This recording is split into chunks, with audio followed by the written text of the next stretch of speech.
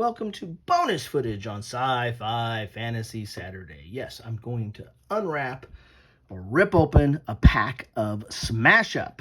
This is Knights of the Round Table. Now, how is this in Sci-Fi Fantasy Saturday? Well, Smash Up is basically an anachronistic type of game where you play all kinds of different fantasy, sci-fi, horror, historic movies, literature, comics, whatever you can think of is probably in this box. Now, this is this big geeky box where I keep all my Smash Up stuff. And in fact, there's a new big geeky box out that you can hold even more Smash Up stuff. But I'm able to keep all my stuff into this one big box, and it is starting to bust out at the seams. So what is Smash Up? Well, Smash Up, as I said, is true to its name. It is Smash Up. You take basically two factions, shuffle the decks together, and then you play from that deck. That's the Smash Up piece.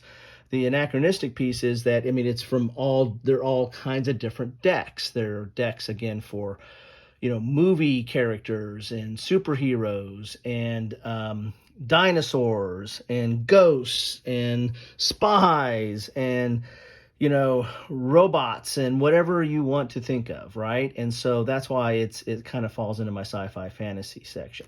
Now, this one is just one faction. They sell, sometimes they sell these little blister packs of some of these one-off factions, and I picked up the Knights of the Round Table because this has some elements, as you can see there with the coconuts, of the Monty Python Knights of the Round Table, but also kind of pulls in some of the Arthurian myth as well, because Smash Up is not going to pay reference to any theme that they pick up. They're going to smash it up. They're going to mix it and match and do whatever they want with that theme.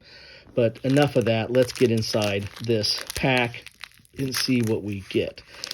Now you're gonna get a deck of cards. Again, in order to play this faction, you need to take it and mix it with another faction, and that will be the faction you play for that game. You're going to get this right here, which is a divider, which goes nicely into the big geeky box here, because that divider will show you where your Knights of the Round Table cards are. So very nice there. And it's on very thick plastic. Once I take it out of the plastic, it's on even thicker plastic, and that will be a nice divider. Some of these, one thing that Smash Up started to do is they have a Titan effect or optional game where they'll put a Titan feature that has characteristics on the back of these dividers, and so there's a game where you can actually call in the Titan or the bigger creature in this faction, but this one's just Knights of the Round Table. So I would hope that it'd be the bunny, right, or Tim, but no such luck. Anyway, so let's get into this pack here and see what we have for Knights of the Round Table. Oh, and see, all the cards have the same backing, the regular cards, and then these are mission cards or location cards.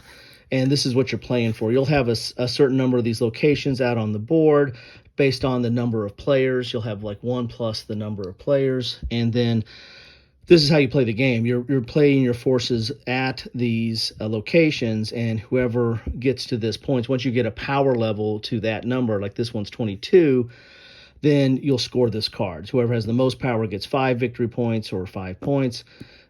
Second gets 3, and then a third gets 2, and then you play to 15. I believe it's been a while since I played, but you play to 15.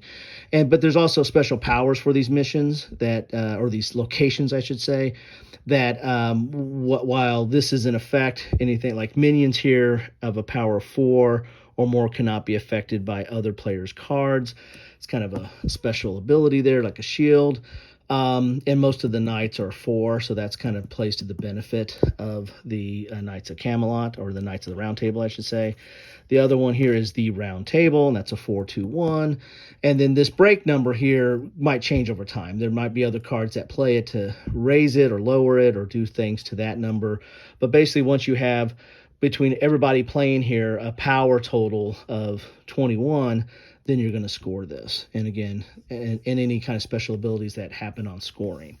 Let's look at the cards here. Basically, you have two types of cards. You have minions, which you're going to play at locations, and then they have their power number there, power level. And then you have actions. So on your turn, you can play a minion, you can play an action, and then you draw back up. And so you just keep doing that until someone reaches 15 points, which, from taking over different locations.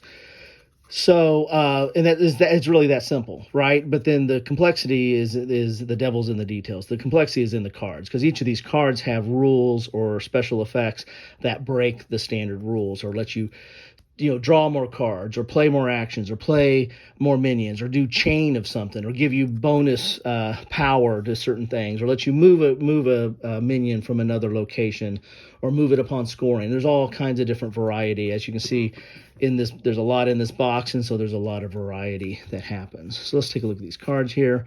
We got Galahad, Gawain, Merlin, Lancelot, Percival, Guinevere, King Arthur himself, he's a 5.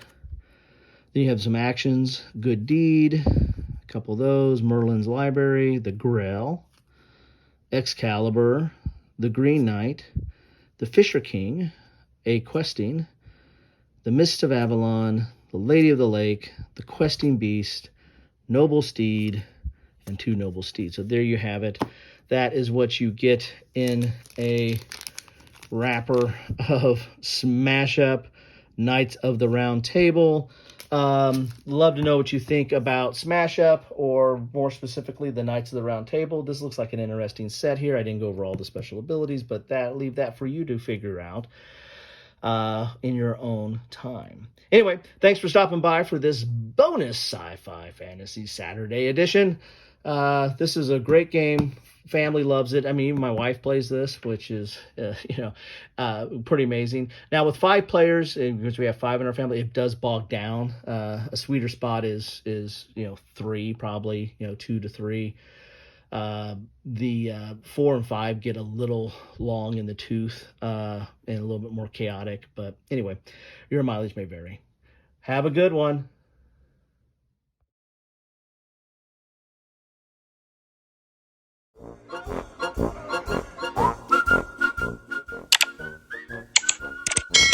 Thanks for watching.